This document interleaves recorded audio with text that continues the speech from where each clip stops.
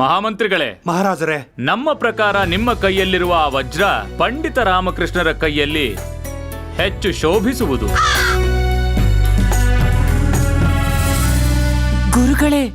ಗುರುಗಳೇ ನೋಡಿದ್ರ ನೀವು? ನಿನ್ನೆವರೆಗೂ ರಾಮಕೃಷ್ಣ ಚಿಕ್ಕ ಪುಟ್ಟ ಪುರಸ್ಕಾರಗಳಿಂದ ಖುಷಿ ಪಡ್ತಿದ್ದ. ಗುರುಗಳೇ, ಪಂಡಿತ ರಾಮಕೃಷ್ಣರ ಕಣ್ಣು ಖಜಾನೆ ಮೇಲಿದೆ. ಈಗ ರಾಮಕೃಷ್ಣ ವಜ್ರಕ್ಕಿಂತ ಕಮ್ಮಿ ಪುರಸ್ಕಾರ ಸ್ವೀಕರಿಸೋದೇ ಇಲ್ಲ. ಧನಿಮನಿ, ಈಶ್ವರ ಒಂದು ಅವಕಾಶ ಎಲ್ಲರಿಗೂ ಕೊಡ್ತಾನೆ. ಇವತ್ತು ಇವನಿಗೆ, ನಾಳೆನಾ? ನಿಮ್ಮ ನಾಳೆನ ಬರೋದಕ್ಕೆ ಪಂಡಿತ ರಾಮಕೃಷ್ಣ ಬಿಡೋದೇ ಇಲ್ಲ. ನಿಮ್ಮ ಕಳೆದೋಗಿರೋ ದಿನಗಳನ್ನು ಕೂಡ ರಾಮಕೃಷ್ಣ ಹಿಡಿತಕ್ಕೆ ತಗೊಂಡಾಗಿದೆ. ಮಹಾರಾಜರೇ, ಸನ್ಮಾನ ತಗೊಳ್ಳೋರ್ಕಿಂತ ಸನ್ಮಾನ ಮಾಡೋರ ಗೌರವ ಮರ್ಯಾದೆ ಸನ್ಮಾನದಲ್ಲಿ ಅಡಗಿರುತ್ತೆ. ಆದ್ರೆ ಪಂಡಿತ ರಾಮಕೃಷ್ಣ ಅವರು ನೀವು ಮಾಡಿರೋ ಸನ್ಮಾನನ ತಿರಸ್ಕರಿಸಿ ನಿಮ್ಮ ಘನತೆಗೆ ಅವಮಾನ ಮಾಡಿದ್ದಾರೆ ಮಹಾರಾಜರೇ. ಆಜ್ಞೆ ಕೊಡಿ ಮಹಾರಾಜ. ಪಂಡಿತ ರಾಮಕೃಷ್ಣರೇ, ಹೀಗೆ ಈ ಸಭೆಯನ್ನು ತ್ಯಜಿಸಿ ಎಲ್ಲಿಗೆ ಹೋಗುತ್ತಿರುವಿರಿ? ಮಹಾರಾಜ, ಸಭೆಯಿಂದ ಉಚ್ಚಾಟಿತವಾಗಿರುವ ವ್ಯಕ್ತಿ ಗುರಿಯೇ ಇಲ್ಲದ ಸೂತ್ರವಿರದ ಗಾಳಿಪಟದ ಹಾಗೆ. ಸೂತ್ರದಿಂದ ಬೇರೆಯಾದ ಪಟ ಚಿಕ್ಕ ಹುಡುಗನ ಕೈ ಸೇರಿ ಅವನ ಖುಷಿಗೆ ಕಾರಣವಾಗುತ್ತೋ, ಇಲ್ಲ ಮರಕ್ಕೆ ಸಿಕ್ಕಿ ಹರಿದು ಹೋಗುವುದೋ, ಬೀಸುವ ಗಾಳಿ ಅದನ್ನ ದೂರಕ್ಕೆ ಕರೆದೊಯ್ಯುವುದೋ? ನೀವು ಮರೆತಿರುವ ಹಾಗಿದೆ. ನಾನಾಗಲೇ ಉಚ್ಚಾಟಿತನಾಗಿರುವೆ. ಪಂಡಿತ ರಾಮಕೃಷ್ಣರೇ, ಪಟವನ್ನು ನಾವು ಹಾರಿಸಿದ್ದೇವೆ. ಸೂತ್ರ ಸಡಿಲಗೊಂಡರೆ ಪಟ ಹರಿದಂತೆ ಎಂದಾಗದು. ಅಂದರೆ ಮಹಾರಾಜ? ಅಂದರೆ ಪಂಡಿತ ರಾಮಕೃಷ್ಣರ ಉಚ್ಚಾಟನೆಯನ್ನು ಸ್ಥಗಿತಗೊಳಿಸಲಾಗಿದೆ.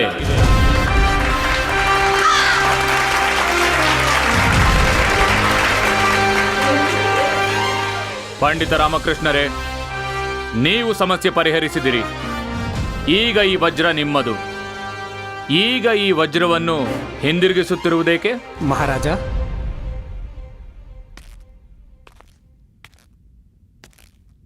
ಸಮಸ್ಯೆಯನ್ನ ಬಗೆಹರಿಸಲಿಲ್ಲ, ಜಟಿಲಗೊಳಿಸಿದೆ.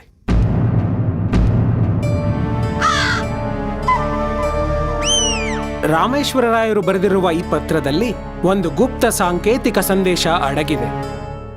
ಅದು ಯಾರಿಗೂ ತಿಳಿದಿಲ್ಲ. ಹೇಗೆ ನಾನು ಈ ಪುರಸ್ಕಾರವನ್ನ ಸ್ವೀಕರಿಸಲಿ? ರಾಮಕೃಷ್ಣರೇ, ಸಮಸ್ಯೆ ಪರಿಹಾರಗೊಂಡಿದೆ. ಈ ಸೋದರರ ತಂದೆಯ ಇಚ್ಛಾಪತ್ರದನುಸಾರ ವಜ್ರಗಳ ವಿತರಣೆ ಆಗಿದೆ. ಆದರೂ ನೀವು ಸಮಸ್ಯೆ ಪರಿಹಾರವಾಗಿಲ್ಲವೆಂದರೆ? ಹಾ ಮಹಾರಾಜ, ವಜ್ರಗಳ ವಿತರಣೆ ಆಗಿದೆ, ರಾಮೇಶ್ವರರಾಯರ ಇಚ್ಛೆಯಂತೆ. ಈಗಿರುವ ಪ್ರಶ್ನೆ ಈ ಇಚ್ಛಾಪತ್ರದ್ದು. ಗಮನಿಸಿ ನೋಡಿದರೆ ಇದು ಕೇವಲ ಪತ್ರವಲ್ಲ ಮಹಾರಾಜ. ಇದು ತಂದೆ ಮತ್ತು ಮಕ್ಕಳ ನಡುವಿನ ಕೊನೆಯ ಸಂವಾದ. ಒಬ್ಬ ತಂದೆಯಿಂದ ಮಕ್ಕಳಿಗೆ ನೀಡಿರುವ ಕೊನೆಯ ಸಂದೇಶ.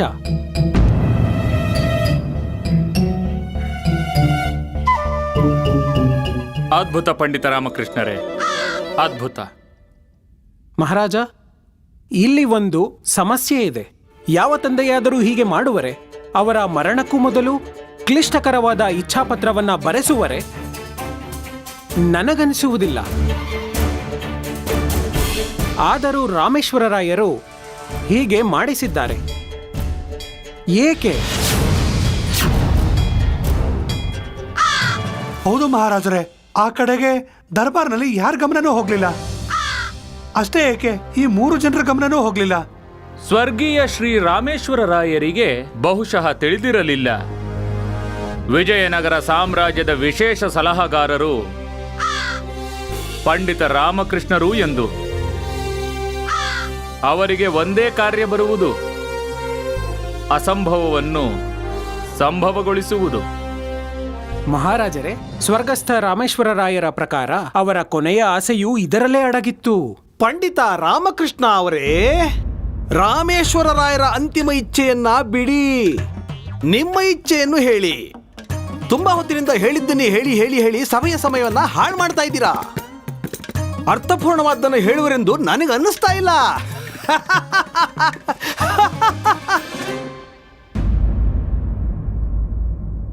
ಪಂಡಿತ ರಾಮಕೃಷ್ಣರೇ, ನೀವು ಹೇಳುತ್ತಿರುವುದರ ಅರ್ಥ ಶ್ರೀ ರಾಮೇಶ್ವರ ರಾಯರಿಗೆ ಈ ಸಂಪತ್ತಿನ ಹಂಚಿಕೆ ಇಷ್ಟವಿಲ್ಲವೆಂದೇ? ಹಾ ಮಹಾರಾಜ, ಪರಿಸ್ಥಿತಿಯಿಂದ ಉದ್ಭವಿಸಿರುವ ಸನ್ನಿವೇಶವು ಈ ರೀತಿ ಸೂಚಿಸುತ್ತದೆ.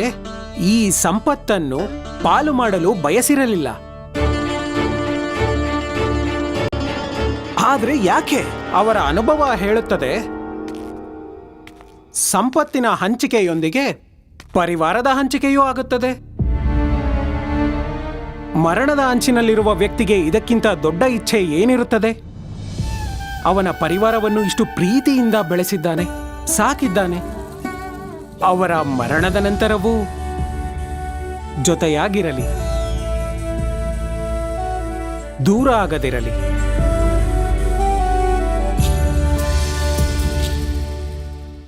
ಮಹಾರಾಜರೇ, ನನಗೆ ಈಗ ತಿಳಿಯಿತು ನಮ್ಮ ತಂದೆಯ ಆಸೆ. ನಾವು 3 ಜನ ಒಟ್ಟಿಗಿರಬೇಕೆಂದು. ಇದೆಲ್ಲ ನಮ್ಮ ಗಮನಕ್ಕೆ ರಾಮಕೃಷ್ಣ ಅವರಿಂದ ತಿಳಿಯಿತು.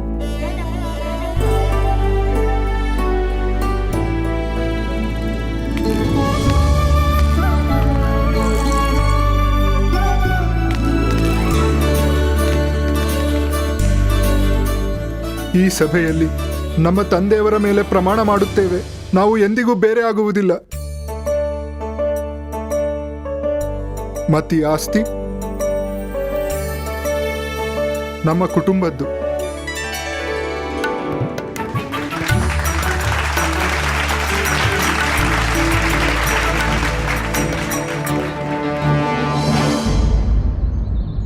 ಶಾರದಾ, ಶಾರದಾ,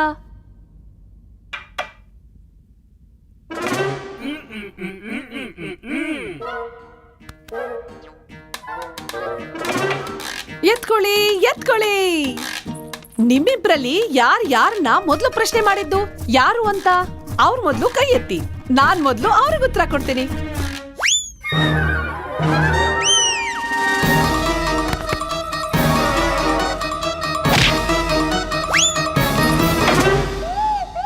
ನಿಲ್ಲಿ. ಸರಿ ಸರಿ, ಜಗಳ ಆಡ್ಬೇಡಿ. ಒಬ್ಬರನ್ನೊಬ್ರಿಗೆ ನಾನ್ ಮೊದ್ಲು ಪರಿಚಯ ಮಾಡ್ಕೊಡ್ತೀನಿ. ಅಮ್ಮ, ಇವಳು ನನ್ನ ಗೆಳತಿ ವರಲಕ್ಷ್ಮಿ. ವರಲಕ್ಷ್ಮಿ, ಇವ್ರು ನಮ್ಮ ಅಮ್ಮ. ಹಾ, ನಿನ್ಗೆಂಗ್ ಗೊತ್ತು? ನೀನೇ ಈಗ ಹೇಳ್ದೆ. ಹಾ ಅಮ್ಮ, ಇವಳು ನನ್ನ ಭೇಟಿಯಾಗಕ್ ಬಂದಿದ್ದಾಳೆ. ಸೌಭಾಗ್ಯವತಿ ಆಗಿರು. ಇದು ನಾನ್ ಹೇಳ್ತಿಲ್ಲ, ಅಮ್ಮ ಹೇಳ್ತಿದ್ದಾರೆ. ಅಮ್ಮ ಮೌನವ್ರತದಲ್ಲಿದ್ದಾರಲ್ಲ, ಸನ್ನೆ ಮಾಡೋದವ್ರು, ಮಾತಾಡೋದು ನಾನು. ಅಮ್ಮ, ನಾವಿಬ್ರು ಒಳಗ್ ಹೋಗಿ ಮಾತಾಡ್ತೀವಿ. ಹಾ, ಒಳಗಡೆ ಹೋಗಿ ಮಾತಾಡೋ ಅವಶ್ಯಕತೆ ಏನಿದೆ? ಒಳಗಡೆ ಹೋಗಿ ಯಾರ್ ಮಾತಾಡ್ತಾರೆ ಅಂದ್ರೆ ಯಾರ್ ಮನಸ್ಸಿನಲ್ಲಿ ಕಲ್ಮಶ ಇರುತ್ತೋ. ನಿನ್ ಗೆಳತಿ ಬಂದಿದ್ದಾಳೆ, ಕೂಡ್ಸು, ಊಟ ಕೊಡು, ಉಪಚಾರ ಮಾಡು, ಆರಾಮಾಗಿ ಮಾತಾಡ್ಕೊಂಡಿರು. ಇಲ್ಲಮ್ಮ, ನಾವ್ ಒಳಗಡೆ ಹೋಗಿ ಮಾತಾಡ್ತೀವಿ. ಅಮ್ಮ, ಇಲ್ ನೋಡಿ, ನಾವು ಮಹಿಳೆಯರು. ನಾನು ಮಹಿಳೆ ಅಲ್ವಾ? ಅಮ್ಮ, ನೀವೂನು ಮಹಿಳೆನೆ, ಅದಕ್ಕೆ ನಿಮಗೂ ಗೊತ್ತಿದೆ ಅವ್ರ ಹೊಟ್ಟೆ ಊಟದಿಂದ ತುಂಬೋದಿಲ್ಲ, ಗಂಟೆ ಪೂರ್ತಿ ಮಾತಾಡೋದ್ರಿಂದಾನೇ ತುಂಬೋದು. ನೋಡಿ ಅಮ್ಮ, ನಾನ್ ಗೆಳತಿ ನನ್ನನ್ನ ಭೇಟಿಯಾಗಕ್ ಬಂದಿದ್ದಾಳೆ. ನಾನು ಮಾತಾಡದೆ ಹೋದ್ರೆ ಅವಳು ಬೇಜಾರ್ ಮಾಡ್ಕೋತಾಳೆ. ಅಮ್ಮ, ನೀವು ಆರಾಮಾಗಿ ಕೂತ್ಕೊಂಡು ಜಪ ಮಾಡಿ, ನಾವು ಒಳಗಡೆ ಮಾತಾಡ್ತಾ ಇರ್ತೀವಿ. ಹಾ, ನಡಿ ನಡಿ.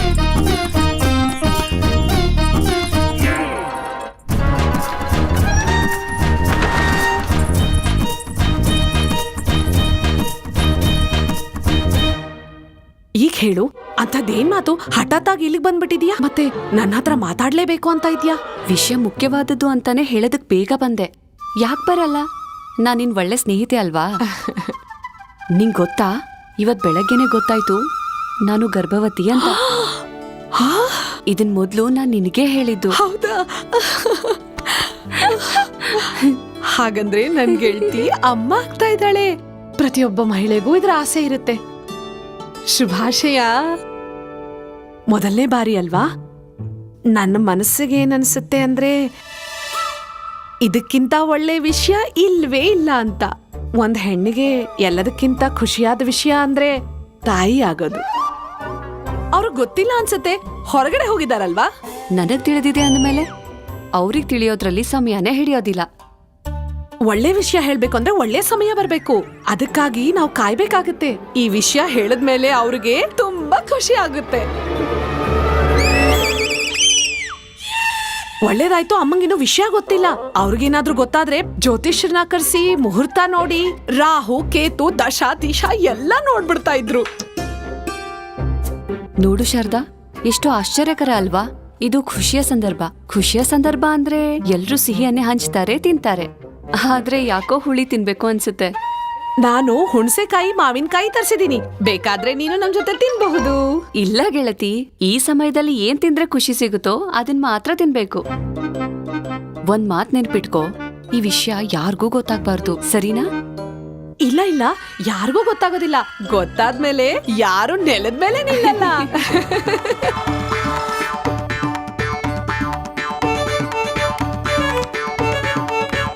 ಅಮ್ಮ ಅಮ್ಮ ಅಮ್ಮ,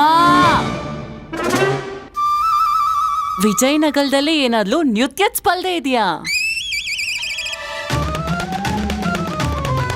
ಹೌದಾ? ಆಗಿದ್ಲೆ ಲಾಮ ಏನೋ ಮಾತ್ಬಾದೆ ಮಾದಿದಾನೆ, ಇಲ್ಲಿವಲ್ಗೂ ಮಾದ್ದೇ ಇಲ್ಲೋದು.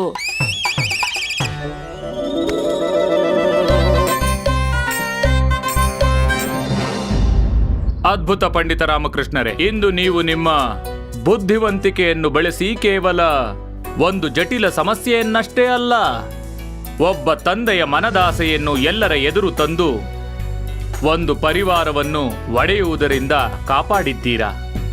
ನಾವು ಬಹಳ ಪ್ರಸನ್ನರಾಗಿದ್ದೇವೆ. ಆದರೆ ನಿಮ್ಮನ್ನು ಒಂದು ಪ್ರಶ್ನೆ ಕೇಳುವುದಿತ್ತು. ನೀವು ನನಗೆ ಹೇಳಿ, ಈಗ ಜೀವನದಲ್ಲಿ ಯಾವುದೇ ವ್ಯಕ್ತಿಗೆ ಎಲ್ಲಕ್ಕಿಂತ ದೊಡ್ಡ ಆಸ್ತಿ ಯಾವುದು? ಮಹಾರಾಜ, ಯಾವ ವಜ್ರ ಮುತ್ತು ಚಿನ್ನ ಬೆಳ್ಳಿ ಧನ ಧಾನ್ಯ ಮನೆ ಮಹಲು ಯಾವುದೂ ಅಲ್ಲ. ಎಲ್ಲಕ್ಕಿಂತ ದೊಡ್ಡ ಆಸ್ತಿ ಸಂಸ್ಕಾರ. ತಂದೆ ತಾಯಿಯು ನಮಗೆ ಖಂಡಿತ ಕಲಿಸುತ್ತಾರೆ. ಹಾ, ಸತ್ಯ ಹೇಳ್ತಾ ಇದ್ದಾರೆ ದನಿ. ಏನ್ ಸತಿ ಹೇಳ್ತಾನೆ? ಸಂಸ್ಕಾರದಿಂದಲೇ ಎಲ್ಲವೂ ನಡೆಯೋದು. ಧನ ಧಾನ್ಯ ವಜ್ರ ವೈಡೂರ್ಯ ಎಲ್ಲವೂ ನಿಮಿತ್ತ. ಆದರೆ ಒಳ್ಳೆಯ ಸಂಸ್ಕಾರ ಎಂದಿಗೂ ಅಳಿಯುವುದಿಲ್ಲ. ಅದ್ಭುತ ಪಂಡಿತ ರಾಮಕೃಷ್ಣರೇ, ನಿಮ್ಮ ವಿಚಾರದ ಬಗ್ಗೆ ಗರ್ವವಿದೆ ಹಾಗೂ ವಿಶ್ವಾಸವಿದೆ. ನಿಮಗೆ ಯಾವುದೇ ಸಂತಾನವಾದರೂ ಅದು ಅತ್ಯಂತ ಭಾಗ್ಯಶಾಲಿಯಾಗುವುದು. ಅದಕ್ಕೆ ತಂದೆಯ ರೂಪದಲ್ಲಿ ನೀವು ಸಿಗುವಿರಲ್ಲ. ಪಂಡಿತ ರಾಮಕೃಷ್ಣರೇ, ಇಂದಿನ ಈ ರಾಜ ದರ್ಬಾರಿನಲ್ಲಿ ನಿಮಗೊಂದು ವಿಶೇಷ ಉಡುಗೊರೆಯನ್ನು ನೀಡಲು ಯೋಚಿಸುತ್ತಿದ್ದೇವೆ. ಅದೇನೆಂದರೆ, ನಿಮ್ಮ ಮನೆಯಿಂದ ಯಾವಾಗಲಾದರೂ ಶುಭ ಸಮಾಚಾರ ಬಂದರೆ, ಅಂದರೆ ದೇವರ ದಯೆಯಿಂದ ತಂದೆಯಾಗುವ ಯೋಗ ಬಂದಾಗ, ನಿಮ್ಮ ಧರ್ಮಪತ್ನಿ ಶಾರದಾದೇವಿಯ ಸೀಮಂತವನ್ನು ನಾವಿಲ್ಲಿ ಇದೇ ಅರಮನೆಯಲ್ಲಿ ವಿಜೃಂಭಣೆಯಿಂದ ಮಾಡಲು ಬಯಸುತ್ತೇವೆ.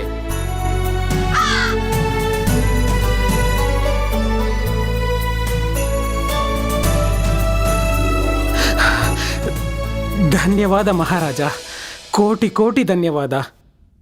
ಇದಕ್ಕಿಂತ ದೊಡ್ಡ ಸೌಭಾಗ್ಯ ನನಗೇನಿದೆ? ಧನ್ಯವಾದ.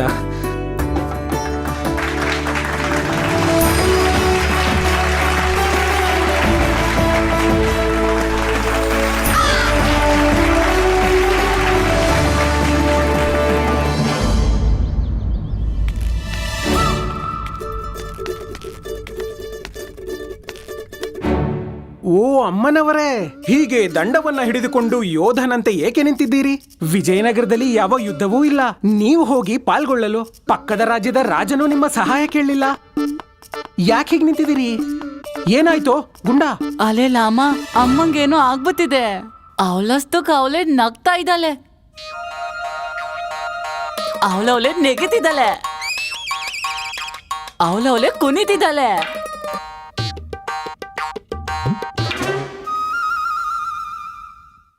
ಇನ್ನೊಂದೇ ಉಳ್ದಿಲೋದು, ಅದು ಆಗೋಗುತ್ತೆ ಅನ್ಸುತ್ತೆ. ಏನು? ಅಲ್ಲೆಲ್ಲ ಅಮ್ಮ ಅಮ್ಮನ್ ಮೌನವ್ಲತ ಅನ್ಸತ್ತೆ ಅದು ಮುಳ್ದೋಗತ್ತೆ. ಏನ್ ಹೇಳ್ತಿದ್ಯೋ ಗುಂಡ? ನೋಡ್ಲಮ್ಮ, ಅಮ್ಮ ಮೌನವ್ಲತ ಬಿಟ್ಲೆ ನಾನಿಲ್ಲಿ ಲೋದಿಲ್ಲ. ಇಷ್ಟ್ ವರ್ಷ ಮಾತಾಡಿಲ್ಲ. ಅವ್ಳು ಮಾತಾಡ ಸುಲು ಮಾಡಿದ್ಲೆ ಮಾತಾತಾನೆ ಇತ್ತಲೆ. ಅದನ್ನ ನನ್ ಕೈಲಿ ತಡ್ಕೊಳಕ್ ಆಗಲ್ಲಪ್ಪ. ನಾನಂತೂ ಹೋಗ್ಬಿಡ್ತೀನಿ. ನೋಡ್ತಿಲು. ಓ ಬಾಯ್ ಮುಚ್ಚು. ಅಮ್ಮ, ಓ ಅಮ್ಮ, ಅಮ್ಮ ಕೇಳಿಸ್ಕೋ. ಅಮ್ಮ, ಗುಂಡಪ್ಪ ಏನೇನೋ ಹೇಳ್ತಿದ್ದಾನೆ. ನೀನ್ ಹೇಳು, ಏನಾಯ್ತು? ಏಯ್, ಅರೆ ಅಮ್ಮ ಕೇಳು, ಬೀಳುತ್ತೆ ನನಗೆ. ಅಮ್ಮ ಕೇಳಿಸ್ಕೋ ಅಮ್ಮ.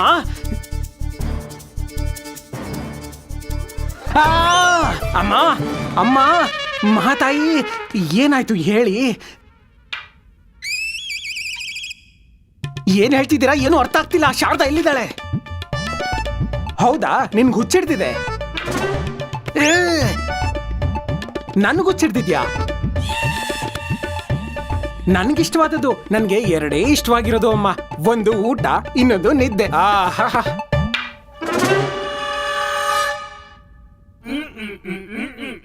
ಮಗುನಾ? ಇಲ್ಲಿಲ್ಲ ಅಮ್ಮ, ಯಾವ್ದೋ ಮಗುನ ಕರ್ಕೊಂಬರ್ಬೇಡ. ರಾತ್ರಿ ಎಲ್ಲ ಕುಯ್ಯ ಅಂದ್ರೆ ನಂಗೆ ನಿದ್ದೆ ಮಾಡಕ್ಕಾಗಲ್ಲ. ಹೊಟ್ಟೆ, ಇಷ್ಟೊಂದು ಲಡ್ಡು ತಿಂದ್ರೆ ಹೊಟ್ಟೆ ಬರುತ್ತೆ. ಸ್ವಲ್ಪ ಕಡಿಮೆ ತಿನ್ನು.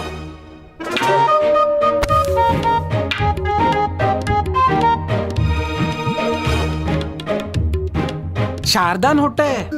ಅಮ್ಮ, ಶಾರದಂಗೆ ಹೊಟ್ಟೆ, ಕೈ, ಕಾಲು, ಮೂಗು, ತಲೆ, ಬಾಯಿ ಎಲ್ಲ ಇದೆ.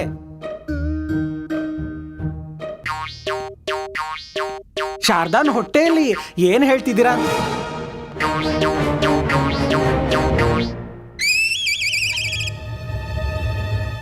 ನೀನ್ ಸುಳ್ಳು ಹೇಳ್ತಿದ್ಯಾ ಅಲ್ವಾ? ನಿಜ ಹೇಳ್ತಿದ್ಯಾ? ಗುಂಡಪ್ಪ, ಅಮ್ಮ ನಿಜ ಹೇಳ್ತಿದ್ದಾರೆ. ಅಂದ್ರೆ ನನ್ನ ತಂದೆ ಆಗ್ತಿದ್ದೀನಾ? ನೀವು ಅಜ್ಜಿ ಆಗ್ತಿದ್ದೀರಾ? ಅರೆ ಅಮ್ಮ, ನೀನ್ ಅಜ್ಜಿ ಆಗ್ತಿದ್ಯಾ? ಅಮ್ಮ, ನೀನ್ ಅಜ್ಜಿ ಆಗ್ತಾ ಇದ್ಯಾ? ಗುಂಡಪ್ಪ ಬಾಯಿಲಿ, ನೀನ್ ಚಿಕ್ಕಪ್ಪ ಆಗ್ತಿದ್ಯಾ? ಗುಂಡಪ್ಪ, ನಾನು ತಂದೆ ಆಗ್ತಾ ಇದ್ದೀನಿ. ನಾನ್ ತಂದೆ. ಗುಂಡಪ್ಪ, ಯಾ. ಅರೆ ಅಮ್ಮ.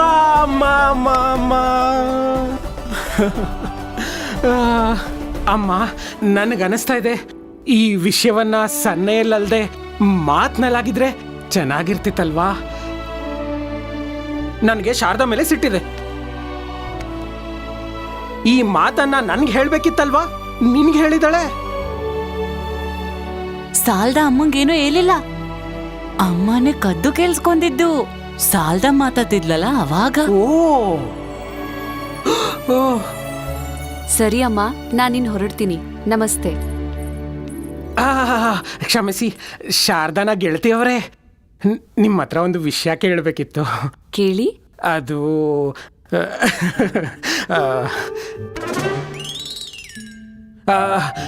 ಅದು ಗರ್ಭಿಣಿಯಾಗಿರೋ ವಿಷಯ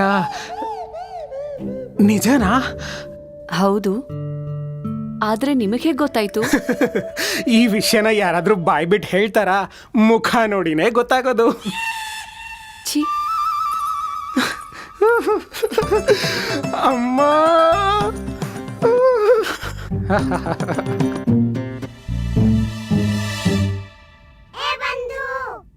ಅರೆ ವಾ, ರಾಮ, ನೀನು ತಂದೆ ಆಗ್ತಾ ಇದೀಯಾ? ಹೌದು ಬಂಧು, ಹೌದು. ಇದು ನನ್ನ ಜೀವನದ ಮೊದಲನೇ ಸತ್ಯ. ನನಗೆ ಎಷ್ಟು ಖುಷಿ ಆಗ್ತಿದೆ ಅಂದ್ರೆ ನನ್ನನ್ನೇ ನಾನು ನಂಬಕ್ಕಾಗ್ತಿಲ್ಲ. ಹೌದು ರಾಮ, ಪತ್ನಿ ಬಾಯ್ ಬಿಟ್ಟು ಹೇಳೋವರೆಗೂ ನಿಜಾನೇ ಅನ್ಸೋದಿಲ್ಲ. ಎಲ್ಲಿವರೆಗೂ ಹೇಳೋದಿಲ್ವೋ ನೋಡ್ತೀನಿ. ಮಾತಲ್ಲದೆ ಇದ್ರು ಹೊಟ್ಟೆಯಿಂದನಾದ್ರೂ ಗೊತ್ತಾಗತ್ತೆ. ಅದಿರ್ಲಿ ಬಿಡು ರಾಮ, ಅದು ನಿನ್ನ ಪತ್ನಿ ಮತ್ತೆ ನಿನ್ನ ಮಧ್ಯದ ಮಾತು. ರಾಮ, ನನ್ ಕಡೆಯಿಂದ ಪ್ರೀತಿಯ ಅಭಿನಂದನೆಗಳು. ನೋಡು ರಾಮ, ಎಲ್ರಿಗೂ ಮೊದಲು ನಾನೇ ನಿಂಗೆ ಶುಭಾಶಯ ಹೇಳಿತು. ಇದಕ್ಕಾಗಿ ನೀನು ನನಗಾಗಿ ಶುದ್ಧ ಸಾಸಿವೆ ಎಣ್ಣೆಯನ್ನ ತಂದ್ಕೊಡ್ಬೇಕಾಗತ್ತೆ. ಹಾ, ಖಂಡಿತ.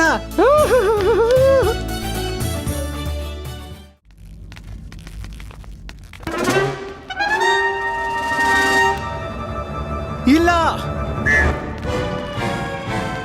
ಏನಾಯ್ತು? ಇಲ್ಲ, ಏನೂ ಆಗಿಲ್ಲ. ಅದಕ್ಕೆ ಇನ್ನೂ ಸಮಯ ಇದೆ. ಇಲ್ಲ, ಇನ್ ಒಂದನ್ನ ಇಳಿಸಿದ್ರೆ ಮುಗಿದು ಹೋಯ್ತು. ಇದೆಲ್ಲ ಮಾಡುವ ಪರಿಸ್ಥಿತಿಯಲ್ಲಿ ಇಲ್ಲ ನೀನು. ಯಾಕೆ ಮಾಡ್ತಾ ಇದ್ಯಾ? ಏನ್ ಅವಶ್ಯಕತೆ ಇದೆ? ಏನ್ ಅವಶ್ಯಕತೆ ಇದೆ? ಅದೇನು ಅಂದ್ರೆ ನನ್ನನ್ನು ನೋಡ್ಕೊಳ್ಳೋದಕ್ಕೆ ಮನೆ ಕೆಲಸಗಳಿಗೆ ಎಲ್ಲ ನೀವು ಕೆಲಸದವ್ರನ್ನ ಇಟ್ಬಿಟ್ಟಿದೀರಲ್ಲ, ಅವರೆಲ್ಲ ಇವತ್ತು ರಜೆ, ಅದಕ್ಕೆ ಎಲ್ಲಾ ಕೆಲಸ ನಾನೇ ಮಾಡ್ಬೇಕಾಗ್ತಾ ಇದೆ. ನೋಡು ಅಮ್ಮ, ನಮ್ ಶಾರದಾ ಎಷ್ಟು ಹಾಸ್ಯಾಸ್ಪದವಾಗಿ ಮಾತಾಡ್ತಿದ್ದಾಳೆ. ಶಾರದಾ, ನೀನು ಎಷ್ಟು ಎತ್ತರದಲ್ಲಿ ನಿಂತಿದ್ಯಾ, ಅದಕ್ಕೆ ನೀನು ಇಷ್ಟು ದೊಡ್ಡ ದೊಡ್ಡ ಮಾತಾಡ್ತಿದ್ಯಾ. ಬಾ ಬಾ, ಕೆಳಗ್ ಬಾ, ಕೆಳಗ್ ಬಾ. ನೀನ್ ಆರಾಮಾಗಿದ್ಯಾ? ಹಾ, ನನಗೇನಾಗುತ್ತೆ? ಅದು ನೀನೇನೋ ನನಗೆ ಹೇಳ್ಬೇಕಾಗಿತ್ತಲ್ವಾ? ಅದೇ ನೀನೇನೋ ಮರ್ತಿದ್ದಲ್ವಾ? ಹಾ ಹಾ.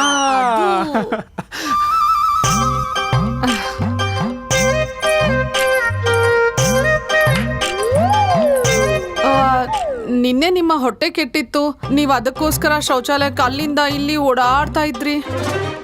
ಅದು ನನ್ನಿಂದ ಆಗಿತ್ತು, ಗೊತ್ತಾಗದೆ ನಾನು ಮೊನ್ನೆ ಅಡುಗೆ ತಿನ್ಸ್ಬಿಟ್ಟಿದ್ದೆ. ಶಾರದಾ, ಶೌಚಾಲಯಕ್ಕೆ ಹೋಗೋ ಹಾಗೆ ಮಾಡಿದ್ದಕ್ಕೆ ನಾನಿನ್ ಆಗ್ಲೇ ಕ್ಷಮಿಸಿದೀನಿ. ಈಗ ಪ್ರಶ್ನೆಗಳ ಸುರಿಮಳೆ ಬೇಡ. ಈಗ ಏನು ಹೇಳ್ಬೇಕು ಅಂದ್ಕೊಂಡಿದ್ಯೋ ಮೊದ್ಲು ಅದನ್ನ ಹೇಳು.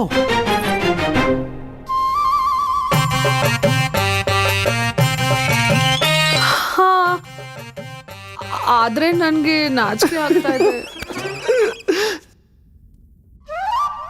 ಅರೆ, ಮನೆಯವರೊಂದಿಗೆ ಏನ್ ನಾಚಿಕೆ ನಿಮ್ಗೆ? ಹೇಳು ಹೇಳು ಅಲ್ವಾ? ಸರಿ, ಅದು ಅಮ್ಮ 4 ದಿನ ಮುಂಚೆ ಅಂಗಳದಲ್ಲಿ ಓಡಾಡ್ಬೇಕಾದಾಗ ಅಮ್ಮ ಕೋಲ್ ಸಂಭಾಳ್ಸಕ್ಕಾಗ್ಲಿಲ್ಲ, ಕೋಲು ಅಮ್ಮನ್ ಸಂಭಾಳ್ಸಕ್ಕಾಗ್ಲಿಲ್ಲ. ಅಮ್ಮ ಕೋಲ್ ಮೇಲ್ ಬಿದ್ರು, ಕೋಲ್ ಅಮ್ಮನ್ ಮೇಲ್ ಬಿತ್ತಲ್ವಾ? ಅದನ್ನು ನನ್ನಿಂದಾನೇ ಆಗಿದ್ದು. ಅದೇನು ಅಂದ್ರೆ ಕೂದ್ಲಿಗೆ ಎಣ್ಣೆ ಹಚ್ತಾ ಹಚ್ತಾ ನಾವು ಭಾವನೆಗಳಲ್ಲಿ ಮುಳುಗ್ ಹೋಗಿದ್ವಿ. ಎಣ್ಣೆ ಮೇಲೆ ಕಾಲಿಟ್ಟು ಬಿದ್ದು ಹೋದ್ರು. ಅಮ್ಮ, ನಾನು ಕೇಳೋದೇ ಮರ್ತಿದ್ದೆ. ಈಗ ಹೇಗಿದ್ದೀರಾ? ಹಾ ಹಾ, ಅಮ್ಮನೂ ಚೆನ್ನಾಗಿದ್ದಾರೆ, ಈ ದಂಡನು ಚೆನ್ನಾಗೇ ಇದೆ. ಆಗ್ಲೇನೆ ನಾನು ಇದನ್ನ ನೋಡಿದೀನಿ. ಏ ಅಮ್ಮ, ಈ ದಂಡದ ಮೇಲೆ 2-3 ಸಲ ಬಿದ್ರೂ ದಂಡಕ್ಕೆ ಏನೂ ಆಗಲ್ಲ ಅಲ್ವಾ ಅಮ್ಮ? ನೀನು ಏನು ಹೇಳ್ಬೇಕು ಅನ್ಕೊಂಡಿದ್ಯೋ ಅದನ್ನ ಮೊದ್ಲು ಹೇಳು. ಎಲ್ಲ ಹೇಳಾಯ್ತಲ್ಲ. ಏ ಶಾರದಾ, ಅದು ಎಲ್ಲ ರಹಸ್ಯ ಹೇಳದ್ಮೇಲೆ ಮನಸ್ಸು ಸಮಾಧಾನವಾಗುತ್ತಲ್ಲ. ಆಹಾ, ಅವಾಗಾಗೋ ಸಂತೋಷ ಇದೆಯಲ್ಲ, ಅಪ್ಪ. ಹಾ, ಅದು ಹಾ, ಮತ್ತೆ ಮತ್ತೆ ಏನು ಇಲ್ಲ, ಇರ್ಲಿ ಬಿಡಿ. ಏನಿಲ್ಲ, ಇರ್ಲಿ ಬಿಡಿ, ಹೇಳ್ಬಿಡು.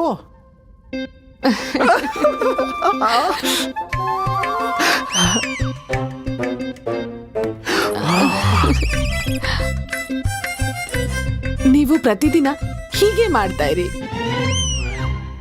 ಏನ್ ಮಾಡ್ತಾ ಇರ್ಲಿ? ಅದೇ ನೀವೀಗ ಮಾಡುದ್ರಲ್ಲ, ಪ್ರತಿದಿನ ನೀವು ನನ್ನ ಹೊಟ್ಟೆಲಿರೋ ಎಲ್ಲಾ ವಿಷಯಗಳನ್ನ ಹೀಗೆ ಕೆದಕಿ ಕೆದಕಿ ಹೊರಗಡೆ ಹಾಕಿಸ್ತಾ ಇದ್ರೆ ನನ್ ಮನಸ್ಸಿಗೂ ತುಂಬಾ ಸಮಾಧಾನ ಆಗುತ್ತೆ. ಎಲ್ಲ ಹೆಣ್ಮಕ್ಳಿಗೂ ಹೀಗೇನೆ ಸಮಾಧಾನ ಆಗೋದು. ಶಾರದಾ, ಮನೆಗೆ ಯಾರೋ ಬರೋರಿದ್ರು. ಹಾ ಹಾ ಹಾ ಹಾ. ಹಾ, ತರಕಾರಿ ತರ್ತೀನಿ ಅಂತ ಹೇಳ್ದವರು ಇನ್ನು ಇಲ್ಲೇ ನಿಂತಿದ್ದಾರೆ.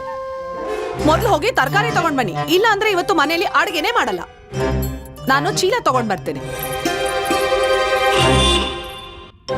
ನನಗ್ ಗೊತ್ತಿದೆ, ಯಾವ ಹೆಣ್ಮಕ್ಳು ಹೊಟ್ಟೆಯಲ್ಲಿ ಹೆಚ್ಚು ದಿನ ಗುಟ್ಟನ್ನ ಇಟ್ಕೊಳಕ್ ಆಗಲ್ಲ. ಎಲ್ಲಿವರೆಗೂ ಸುಮ್ನೆ ಇರ್ತಾಳೆ? ಹೀಗೆ ಸುಮ್ನೆ ಇದ್ರೆ ಒಂದಿನ ಹೊಟ್ಟೆನೆ ಎಲ್ಲ ಹೇಳುತ್ತೆ. ಆದ್ರೆ ಚೆನ್ನಾಗಿತ್ತು, ನೀನೇ ಎಲ್ಲ ಹೇಳಿದಿದ್ರೆ, ಕಿವಿಯಾರ ಕೇಳಿದಿದ್ರೆ. ಹೊರಡಿ.